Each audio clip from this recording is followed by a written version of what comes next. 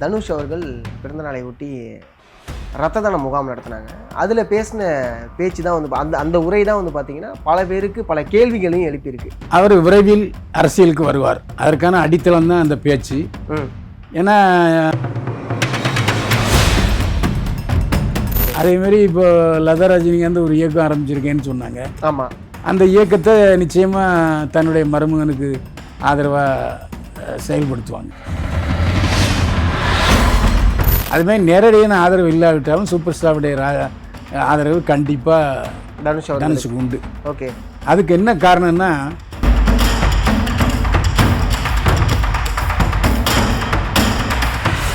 ஆமாம், அது என்ன மாமாவும் மருமனும் பேசுறதுக்கு என்ன தடை இருக்குது? ஓகே, அதை வெளியே சொல்லணுங்கிறதும் இல்லை. இங்கே நெகட்டிவிட்டியாக, அதாவது சோஷியல் மீடியாவில் நெகட்டிவிட்டியை பரப்புறது, டாக்ஸிசிட்டியை பரப்புறது, இது எல்லாம் நம்ம பசங்க கிடையாது அப்படின்னு பேசும்போது இங்கே எல்லாருமே விஜய் அவர்களோட தொண்டர்களெல்லாம் தனுஷ் மறைமுகமாக சொல்கிறாரு. அது மட்டும் இல்லாமல் நான் தனுஷுடைய பேச்சை முழுமையாக கவனித்தேன். அதில் ஒரு விஷயம் சொல்கிறாரு, விஜய்க்கு ஆப்போசிட்டாக ஒரு கட்சி இங்கே வருது அப்படின்னா மூணாவது கட்சியாக அண்ணாமலை, சீமான், தனுஷ் 3 பேர் கூட்டணியில் மூணாவது கட்சி இயங்கும்.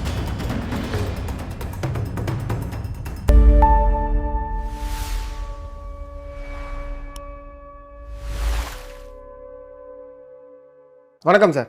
வணக்கம். என்னை வாழ வைத்துக் கொண்டிருக்கும் யூடியூப் சேனல் நேயர்களுக்கு நன்றியும் வணக்கம் சார். தனுஷ் அவர்கள் பிறந்தநாளை ஒட்டி ரத்த தான முகாம் நடத்தினாங்க.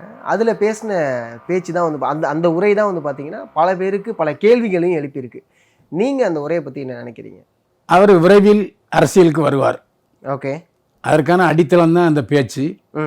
ஏன்னா ரசிகர்கள்ட்ட அவர் எந்த விதமாக பேசினார்னா, கேப்டன் பாணியில் பேசினார். நீங்கள் வீட்டுக்கு போகும்போது சந்தோஷமாக போகணும், 2 வீலரில் போகும்போது ஓவர்டேக் பண்ணாதீங்க, மெதுவாக போங்க, டிராஃபிக் ரூல்ஸை ஃபாலோ பண்ணுங்கள், எந்த இடத்துலையும் சட்டை உங்களுக்கு கெடுற மாதிரி இடக்காதீங்க எல்லாம் அறிவுரை சொன்னார். இதெல்லாம் எதுக்குன்னா, பின்னாடி நிறைய கூட்டம் வரும்போது இந்த மாதிரி ஏதோ ரூல்ஸை ஃபாலோ பண்ணுங்கிறது தன்னுடைய ரசிகர்களுக்கு சில விஷயங்களை அவர் சொன்னார். அது மட்டும் இல்லை, தன்னுடைய ரசிகர் மனத்தை உறுதிப்படுத்துறதுக்கு பல விஷயங்களை முன்னெடுப்பு செஞ்சுருக்காரு. அதனால் அவர் அரசியலுக்கு வர்றது உறுதி.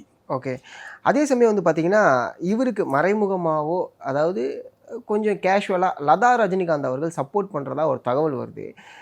ஃபஸ்ட்டு டிவோர்ஸ் ஆகிட்டு அப்படிங்கும்போது எதனால் சப்போர்ட் பண்ணுறாங்க ஒரு கேள்வி எழுப்புறாங்க. அதே சமயம் எதனால் டிவோர்ஸ் ஆணுச்சுங்கிற ஒரு கேள்வியும் கேட்குறாங்க சார். இல்லை, டிவோர்ஸ் ஆகிடுச்சுங்கிறது வந்து அவங்க ஏற்கனவே சொன்னது தான். ஒரே லாட்ஜில் இருந்து தான் ஒரே முடிவை 2 பேரும் எடுத்தாங்க. நண்பர்களாகவே பிரிவோம் அப்படின்னு சொன்னாங்க. இது வரைக்கும் லதா ரஜினிகாந்த் தனுஷை பற்றி எந்த வார்த்தையும் சொன்னதில்லை. தனுஷும் அவருடைய ஒய்ஃபை பற்றி எந்த வார்த்தையும் சொல்லதில்லை. அவர்கள் உறவு இல்லாமல் கணவன் மனைவியாக இல்லாமல் வாழ்ந்துக்கிட்டு இருக்காங்க.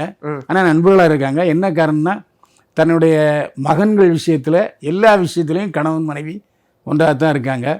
ஏன்னா தன்னுடைய பேரன்கிட்ட ரஜினிகாந்த் ரொம்ப அன்பாக பழகிக்கிட்டு இருக்காரு. அதே மாதிரி தன்னுடைய மகன் யாத்ராவை இப்போது கதாநாயகன் ஆகுறதுக்கு எல்லா விஷயங்களையும் முன்னெடுப்பு நடத்துகிறாரு. விரைவில் தனுஷ் டைரக்ஷனில் அவருடைய மூத்த மகன் கதாநாயகனை நடிக்கிறாரு. ஓகே, இதுக்கும் அவருடைய மனைவி, அவருடைய மாமனார் மாமியாரெலாம் சப்போர்ட் பண்ண தான் செய்கிறாங்க. அதுமாதிரி கல்லூரி விழாக்கள், பள்ளி விழாக்களுக்கெல்லாம் 2 கணவன் மனைவி ஒன்றா தான் போகிறாங்க. அதனால் நண்பர்களாக இருக்காங்க. இது அப்படியே தொடர்ந்தாலும் சரிதான். மறுபடி சரி, நம்ம கணவன் மனைவி இல்லாட்டாலும் சேர்ந்து வாழ்வோன்னு கூட முடிவெடுக்கலாம். ஓகே, ஏன்னா பிரியதர்ஷனும் அவருடைய மனைவி லிசாவும் இதுக்கு முன்மாதிரி. புரியுது. திரும்பி சேர்றதுக்கு வாய்ப்புகள் அதிகமாக இருக்கா சார்? இருக்குது, அப்படி தான் தோணுது. ஏன்னா 2 பேரும் எதை பற்றியும் பேசாமல் தன்னுடைய மகன்களுடைய முன்னேற்றத்திலே கவனம் செலுத்தும் போது அவங்க சிறந்த கணவன் மனைவியாக பெற்றோராக வாழ்ந்துக்கிட்டு இருக்காங்க. அதனால் அதில் எந்தவித மாற்று கருத்தும் இல்லை. அதேமாரி இப்போ லதா ரஜினிகாந்த் ஒரு இயக்கம் ஆரம்பிச்சிருக்கேன்னு சொன்னாங்க. ஆமாம், அந்த இயக்கத்தை நிச்சயமாக தன்னுடைய மருமகனுக்கு ஆதரவாக செயல்படுத்துவாங்க. ஓகே, அந்த இயக்கம் வந்து ஆதரவாக செயல்படுறதுக்காக ஒரு இயக்கம் ஆரம்பித்த மாதிரி பார்வையா, இல்லை அந்த இயக்கம் ஆதரவாகுமா? இல்லை, தனுஷுக்காக ஆரம்பிக்கப்பட்ட இயக்கம் இல்லை, அது லதா ரஜினிகாந்துக்காக ஆரம்பிக்கப்பட்ட இயக்கம் தான். அது இன்னும் சொல்ல போனால் தன்னுடைய கணவன் ரஜினிகாந்த்கிட்ட கூட அதுக்கான அனுமதியும் ஆலோசனையும் பெறவில்லை அவருடைய மனைவி லதா. ஆனால் இப்போ மருமகன் வராருன்னு சொல்லும்போது நிச்சயமாக அவங்க ஆதரவு கொடுப்பாங்க. அதுமாதிரி நேரடியான ஆதரவு இல்லாவிட்டாலும் சூப்பர் ஸ்டாருடைய ஆதரவு கண்டிப்பாக தனுஷுக்கு உண்டு. ஓகே, அதுக்கு என்ன காரணம்னா விஜய் அவர் ஆதரிக்கலை, அதனால புரியுது. அதேமாரி தனுஷ் அவர்கள்ட்ட ரஜினிகாந்த் அவர்கள் அப்பப்போ பேசிகிட்டு இருக்காரு அப்படிங்கிற ஒரு தகவல் வருது, உண்மையா சார்? ஆமாம், அது என்ன மாமாவும் மருமனும் பேசுறதுக்கு என்ன தடை இருக்கு? ஓகே, அதை வெளியே சொல்லணுங்கிறதும் இல்லை. அதனால அவங்களுக்குள்ள ஒரு நல்ல நட்பு ரீதியான உறவு இருக்கு. ஓகே, அதில் மாற்றுக்கிறது கிடையாது. இல்லை, அதில் மாற்றுக்கிறது. புரியுது சார். இப்போ அந்த உரைக்குள்ளே வருவோம். அவங்க ஒரு விஷயம் சொல்லியிருந்தாங்க, இங்கே நெகட்டிவிட்டியாக, அதாவது சோஷியல் மீடியாவில் நெகட்டிவிட்டியை பரப்புறது, டாக்ஸிசிட்டியை பரப்புறது, இது எல்லாம் நம்ம பசங்க கிடையாது அப்படின்னு பேசும்போது இங்கே எல்லாருமே விஜய் அவர்களுடைய தொண்டர்களை தான் வந்து விஜய் அவர்களோட தொண்டர்களை தான் தனுஷ் மறைமுகமாக சொல்கிறாரு அப்படிங்கிற ஒரு தகவல் வந்து வெளில பேச ஆரம்பிச்சிட்டாங்க. அதை நீங்கள் எப்படி பார்க்குறீங்க? இல்லை, அப்படிலாம் எனக்கு தோணலை. ஏன்னா அரசியலில் குதிச்ச பிறகு தான் அவர் நேரடியாக விஜய் இருப்பார். அது வரைக்கும் நடுநிலையாளர்களுடைய ஆதரவு அவருக்கு வேணும். எடுத்த எடுப்பில் விஜய் எதுக்குறதுங்கிறது நிச்சயமாக தனுஷ் பண்ண மாட்டார். அப்படி பண்ணால் அவருக்கு வந்து பாதம் அமையும். Okay okay. ஏன்னா இப்போ ஒரு மிகப்பெரிய அசுர பலத்தோடு இருக்காரு முதல்வர் விஜய், அதில் எந்த மாற்று கருத்தும் இல்லை. அவருடைய செயல்பாடுகளில் குறைபாடு இருக்கலாம், அதில் எந்த சந்தேகம் இல்லை. சமீபத்தில் கூட எடுத்துக்கிட்டிங்கன்னா இந்த 181 மெடிக்கல் சீட்டு இழந்தது, அது காரணம் வந்து அந்த சீனியர் வக்கீல் வந்து கோர்ட்டில் ஆஜராகலைன்னு சொல்கிறாங்க. அதுக்கும் காரணம் இந்த கவர்மெண்ட் தானே. ஸோ அதுக்கெல்லாம் என்ன விளக்கம் தர போகிறாரு? ஏன் அப்படி கவனக்குறைவாக நடந்துக்கிட்டாரு? 181 மெடிக்கல் சீட்டுங்கிறது சாதாரணமான விஷயம் இல்லை. ஆமாம், அதே மாதிரி இந்த மாதிரி விஷயங்கள் வந்து இன்னும் கொஞ்ச நாள் கழித்தான் தனுஷ் சொல்லுவார். நேரடியாக எடுத்தவுடனே இப்போ பேசுனாரு வச்சிங்க, விஜய் ரசிகர்களுக்கே கொஞ்சம் அலுப்பாக இருக்கு, என்னடா இப்படி பேசுகிறாருன்னு. அதனால் அவர் தன்னுடைய செல்வாக்கை மக்கள் மத்தியில் உறுதிப்படுத்திக்கணும். ஓகே. ஸோ அதனால இப்போ டைரெக்டாக அட்டாக் பண்ண மாட்டார். ஆனால் ஒரு விஷயம் இருக்குல்ல சார், இப்போ இங்கே ஒரு மேற்கோள் காட்டி அஜித் அவர்களுடைய வசனத்தை வந்து பேசுகிறாரு. ஓகேங்களா? அந்த இடத்துல வந்து விஜய்க்கு ஈக்குவலாக இருக்கக்கூடிய நடிகர் தான் அஜித். அப்படிங்கும்போது அஜித் அவர்களுடைய ரசிகர்கள் நம்ம பக்கம் இழுத்துக்கலாம். ஏன்னா இதே வந்து உதயநிதி அவர்களுமே பண்ணியிருந்தார். ஓகேங்களா? ஸோ அந்த வகையில் விஜய்க்கு ஆப்போசிட்டாக யாரெல்லாம் இருப்பாங்களோ அவங்களெல்லாம் நம்ம பக்கம் இழுத்துப்போம், அவங்களுடைய ஆதரவு நம்ம கிட்ட வரட்டும் அப்படிங்கிற ஒரு பார்வை தானே சார்? இல்லை, அது இயல்பாக இருக்கும். என்ன காரணம்னா இப்போ அஜித் ரசிகர்கள் யார்கிட்ட போகிறது அப்படிங்கிற ஒரு அல்லாடுதலில் இருக்காங்க. அப்போ அஜித்துடைய கோடை சொல்கிறது, அஜித்துடைய கருத்துக்களை சொல்கிறது, அப்போ அது அஜித் ரசிகர்களுடைய வரவேற்பு பெறும். அஜித் ரசிகர்களுடைய வரவேற்பு பெறும்போது அது தனுஷுக்கு ப்ளஸ்ஸாக அமையும். அதனால் அவர் அந்த பேசுனது சரியானது தான். Okay okay. இப்போ விஜய் பேசுன இது அவர் சொல்லல, அஜித் பேசுனது சொல்லியிருக்காரு, பயன்படுத்தலை. ஆமாம், அதில் நல்ல விஷயங்களை சொல்லியிருக்காரு. அதாவது நீயா நான் தோத்துட்டேங்கிற வரைக்கும் முயற்சி பண்ணிக்கிட்டே இரு, உன்னை யாரும் தோக்கடிக்க முடியாது, நீ சர்வ சக்தி படைத்தவன் அப்படிங்கிறத அவர் சொல்லியிருக்காரு. அது ஒரு முக்கியமான விஷயம். அது மட்டும் இல்லாமல் நான் தனுஷுடைய பேச்சை முழுமையாக கவனித்தேன். அதில் ஒரு விஷயம் சொல்கிறாரு, அவர் ஆன்மீகத்தை, குறிப்பாக இந்து ஆன்மீகத்தை அவர் விதைக்க முயற்சி பண்ணுறாரு. ஓகே. என்ன சொல்கிறாருன்னா, தியானம் செய்யுங்கள். நீங்கள் அந்த விஷயம் எனக்கு ரொம்ப, நானும் அதை ஃபாலோ பண்ணலாங்கிற முடிவில் இருக்கேன். என்னென்னா, நீங்கள் தனியாக பூஜை அறையிலையோ இல்லை தனியாக ரூம்லேயோ உட்காருங்க, கொஞ்சம் நேரம் கண்ணை முடியுங்க, அப்படியே யோசிங்க. நிறைய பேர் பேசுவாங்க, இந்த பக்கம் பேசுவாங்க, அந்த பக்கம் பேசுவாங்க. நீங்கள் அதெல்லாம் சட்டை பண்ணாமல் பேசாமல் அமைதியாக இருங்க. கடைசியில் ஒரு குரல் கேட்கும், அந்த குரல் உண்மையான தெய்வீக குரலாக இருக்கும், அதை ஃபாலோ பண்ணுங்க அப்படின்னு சொல்லியிருக்கிறாரு. எனக்கு தனுஷை பற்றி ஆரம்பத்தில் அவர் நாத்திகராக இருக்கும்போது தெரியும். அதாவது ரஜினிகாந்த் வந்து ஆத்திகராக இருக்கும்போது அவர் நாத்திகராக இருந்தார். அதுக்கப்புறம் தான் கோயில்களுக்கு போகிறது, இந்த உத்தராட்ச கொட்டை போட்டுக்கிட்டது, இதெல்லாம் எனக்கு தெரியும். ஆன்மீகவாதி ஆகிட்டார். அவர் ஒரு வெளிப்படைத்தன்மையோடு இருக்கிறாருன்னு எனக்கு தோணுது. ஓகே. அதே சமயம் நீங்கள் சொன்ன ஒரு விஷயந்தான், ரஜினி அவர்களை முன்னிறுத்தி பிஜேபி ஆன்மீக அரசியலை உள்ளே கொண்டு வரதுக்கு ட்ரை பண்ணாங்க, ஆனால் அது நடக்காமல் போயிடுச்சு. இப்போ தனுஷ் அவர்களை முன்னிறுத்தி அந்த விஷயத்தை பண்ணுறாங்க அப்படிங்கிற ஒரு தகவல் வந்து எல்லாரும் பேச ஆரம்பிக்கிறாங்க. அதை நீங்கள் எப்படி பார்க்குறீங்க? அதாவது அவருடைய அப்பா டைரக்டர், அவர் வந்து பிஜேபி தான், அதில் மாற்று கருத்து இல்லை. ஓகே. ஆனால் பிஜேபியில் அவர் அங்கீகரித்தாங்களா, அவருக்கு ஏதாவது பதவி கொடுத்தாங்களான்னா அதுவும் இல்லை. அவரும் ஏதாவது மீட்டிங்கில் பேசினாருன்னா அதுவும் இல்லை. ஆனால் நான் பிஜேபி ஆதரவாளங்கிறத ஓப்பனாக சொன்னார் டைரக்டர். ஓகே ஓகே கஸ்தூர் ராஜா. ஆனால் பிஜேபியுடைய தாக்கம், பிஜேபியோட தூண்டுதல் எனக்கு இருக்கிற மாதிரி தோணலை. ஏன்னா பிஜேபி தூண்டுதல், பிஜேபி ஆதரவு இருந்தாருன்னா தனுஷ் வெற்றி படிக்கட்டில் ஏற முடியாது. புரியுது. ஆனால் மறைமுகமான ஆதரவு இருக்குமா? ஆமாம். எப்படி பிஜேபியை நேரடியாக ஆதரிக்காமல் அந்த ஆன்மீக ஆதரவாளர்கள்லாம் ஜெயலலிதாவை ஆதரித்தாங்க. அதாவது ஜெயலலிதா என்ன சொன்னாங்கன்னா பிஜேபியோட ஆதரவாளர், பிஜேபியோட தூதர் அப்படின்னு சொன்னாங்க. அந்த மாதிரி பிஜேபி என்ற நேரடியான இது இல்லாமல் இவர் ஒரு ஆன்மீகவாதியாக இவர் வருவார் தனுஷ். ஓகே. இப்போ எல்லாரும் இன்னொரு கேள்வியுமே கேட்குறாங்க. இங்கே இருக்கக்கூடிய அடுத்தடுத்த நடிகர்கள் அரசியலுக்குள்ளே வரத்துக்கான வாய்ப்புகளை அதிகப்படுத்திக்கிட்டாங்க. அவங்களுக்கு எல்லாருக்கும் அந்த ஆசை இருக்குது. இப்போ விஜய் சிஎம் ஆகிட்டாரு, அடுத்து விஷாலும் என்ட்ரி ஆக போகிறாரு அப்படிங்கிற மாதிரி தான் அவரோட உரை, சமீபத்திய உரையுமே இருந்துச்சு. இப்போ தனுஷும் பேசுகிறாரு. முதல்ல விஷாலுக்கு கல்யாணம் ஆகட்டும், நடிகர் சங்க கட்டிடத்தை முடிக்கட்டும், அதுக்கப்புறம் அரசியலுக்கு வர்றதை பற்றி யோசிக்கட்டும். ஓகே. எதுக்கு ஏற்கனவே அரசியலுக்கு மூக்கறுபட்டு ஓடினவர் விஷால். அதனால் விஷால் இங்கே பேச வேண்டிய தேவையில்லை. ஓகே. ஏன்னா சூர்யா பேர் வந்துச்சு. சூர்யா அவர்கள் ரொம்ப தெளிவாக சொல்லிட்டாங்க. அவங்க இதுலேருந்தே நோட்டீஸ் வந்துச்சு, இப்போதைக்கு அரசியலுக்குள்ளே நாங்கள் வரப்போகிறது கிடையாது அப்படின்னு சொல்லியிருக்காங்க. ஏன்னா அவங்க அப்பா சிவகுமார் விடவே மாட்டார். அவர் ரொம்ப தெளிவானவர். சிவகுமாரை பொறுத்த வரைக்கும் முதல்வர் எம்ஜிஆர் தான் அவருடைய 100வது பட விழாவுக்கு எல்லாருக்கும் ஷீல்டுலாம் வழங்கினார். அதுமாரி கலைஞருடையும் அவர் நல்ல நட்பில் இருந்தார் சிவகுமார். அதேமாதிரி ஜெயலலிதா தான் சூர்யாவுக்கு தாலி எடுத்து கொடுத்தாங்க. நிறைய பேர் தெரியாது. ஓகே. நிறைய பேர் தெரியாது. அதாவது சூர்யாவுக்கு அந்த நேரத்தில், அதாவது சூர்யா உதிக்கிறதுக்கு முன்னாடி பிரம்ம முகூர்த்தத்தில் கல்யாணம் வைங்க அப்படின்னு சிவகுமார்கிட்ட சொன்னார். சிவகுமாருடைய பேரன்பை பெற்றவர் ஜெயலலிதா. அந்த அடிப்படையில் அவர் பிரம்ம முகூர்த்தத்தில் வச்சார். தாலி எடுத்து கொடுத்தவர் ஜெயலலிதா தான். ஓகே. ஆனால் அதே நேரத்தில் அன்னைக்கு சாயங்காலம் ரிசப்ஷனுக்கு கலைஞர் வந்தார். அந்த மாதிரி ஒரு நடுநிலையாளர். எதுக்கு அரசியல், நமக்கு தொழில் சினிமாவை பார்த்துட்டு போவோன்னு அவரும் இருந்தார். மகன்களையும் அதே வற்புறுத்தினார். அதாவது இந்த திருமண விஷயத்தில் கேட்கலனா கூட சூர்யா நிச்சயமாக அரசியல் விஷயத்தில் அப்பா பேச்சை கேட்பார். புரியுது. இப்போ தனுஷ் அவர்கள் வரத்துக்கான நோக்கம் கேட்குறாங்கல்ல. அதாவது சமீபத்தில் ஜோதியா நேரடியாக பிஜேபியை தாக்கினாங்க. ஆமாம். மனைவிக்கு சுதந்திரம் கொடுத்துட்டாரு சூர்யா.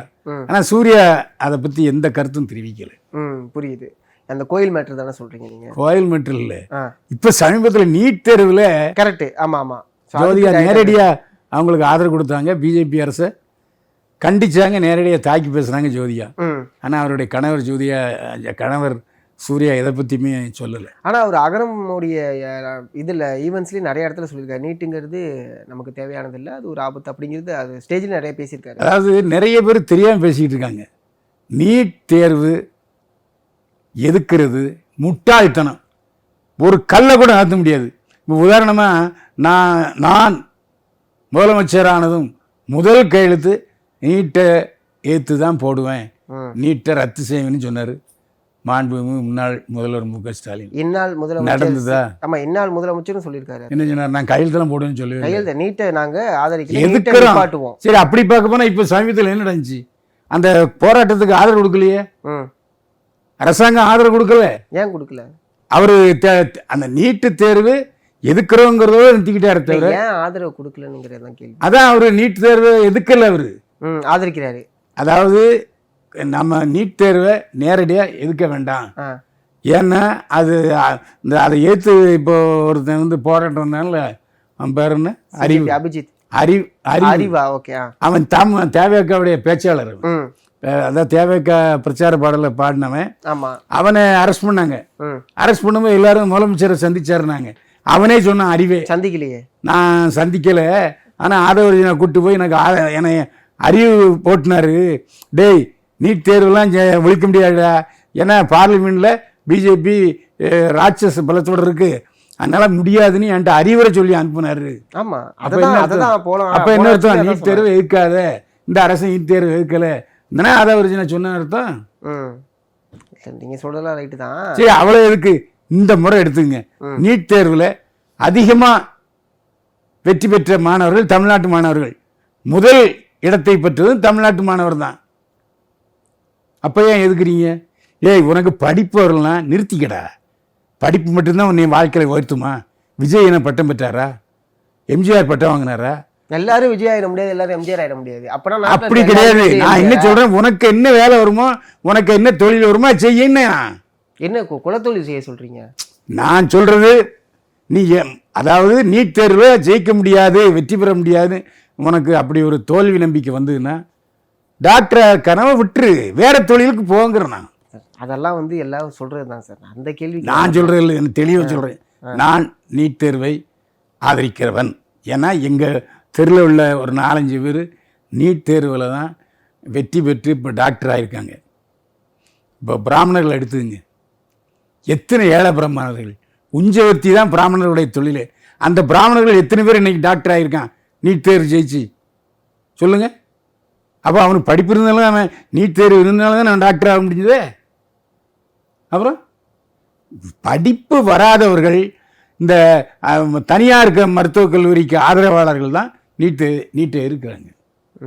கவர்மெண்ட் காலேஜுக்கு போகணுங்கிறவங்க நீட்டை எதிர்க்கல. ரைட், அது உங்களுடைய கருத்து, அது அப்படியே இருக்கட்டும். இப்போ தனுஷ் அவர்கள் அரசியலுக்கு வரதுக்கான காரணம் என்ன சார்? இல்லை, அதாவது அவருக்கும் வந்து ஒரு டைரக்டர் ஆகிட்டார், நடிகர் ஆகிட்டார், அதே மாதிரி பாடலாசிரியர் ஆகிட்டார், பின்னணி பாடகர் ஆகிட்டார். எனவே நம்ம அடுத்த கட்டம் மக்களுக்கு நம்ம எதை செய்வோம். மக்கள் இவ்வளவு புகழையும் படத்தையும் நம்ம கொடுத்துருக்காங்க, மக்களுக்கு நம்ம எதாவது செய்வோம். விஜய் சொன்ன மாதிரி தான். இதுக்கு முன்னாடி என்ன பண்ணாருன்னு கேட்குறாங்க. இதுக்கு முன்னாடி என்ன பண்ணாருன்னு கேட்குறாங்க. இல்லை, அவர் நிறைய நலத்திட்ட உதவியெல்லாம் பண்ணிட்டு தான் இருக்காரு.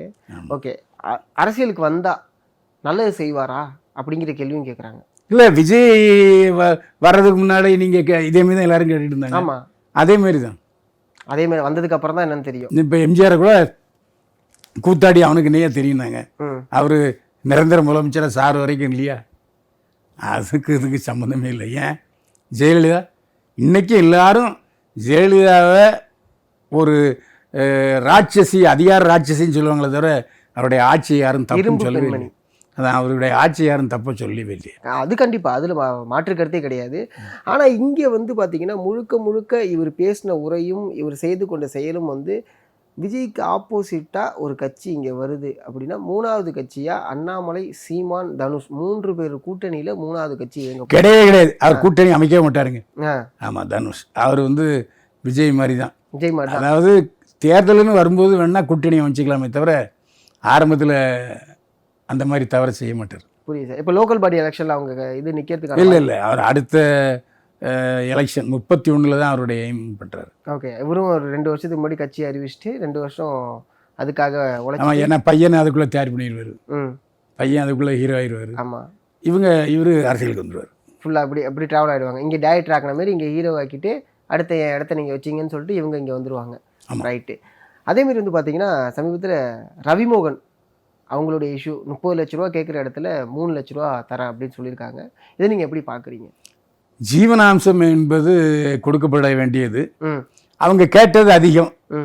அதனால் நீதிபதி சரி 3 லட்சம் போதும், 2 பசங்க இருக்காங்க, படிப்புக்கும் வாழ்க்கை இதுக்கும் அந்த மாதம் 3 லட்சம் போதும்னு முடிவு பண்ணியிருக்காங்க. ஓகே, அதை அவர் கண்டிப்பாக ரவி கொடுக்கணும். அது இல்லாமல் அவருடைய மகன்களை எப்பப்போ விரும்புகிறாரோ அப்போ தடை இல்லாமல் பார்க்குறதுக்கு அனுமதிக்கணும் அப்படின்னு உத்தரவு போட்டிருக்காரு. புரியுது சார். சார், இந்த தடை இல்லாமல் பார்க்க அனுமதிக்கணும் அப்படிங்கிறது தான் இங்கே பிரச்சனையாகவே முதல்ல வெடிச்சுது. அது திரும்பி பிரச்சனை ஆகாதா? இல்லை, அவர் அங்கே சைடில் நானே அவங்க மாமியார்கிட்ட பல முறை பேசியிருக்காங்க. சுஜாதா விஜயகுமார் அவருடைய மகன்களை பார்க்குறதுக்கு யாரும் இங்கே தடை விதிக்கலை, இவங்கெல்லாம் சொன்னதா? அது ஆமாம், இவர் தான் சொல்லிகிட்டே இருக்கிற தவிர மற்றபடி அவங்க என்ன சொன்னாங்கன்னா, அவர் படிப்பு செலவுக்கோ அவங்க பிறந்தநாள் வாழ்க்கோ வாழ்த்து கூட தெரிவிக்கல. அவர் யாருன்னா வர வேண்டாம்னு சொன்னாங்களா, இல்லை பசங்களுக்கு செய்யக்கூடாதுன்னு சொன்னாங்களா அப்படின்னே சுஜாதா விஜயகுமார் என்கிட்ட சொன்னாங்க. புரியுது. ரொம்ப நன்றி சார், உங்களோட நேரத்துக்கு நன்றி சார். மீண்டும் சந்திப்போம். வாழ்க வளமுடன்.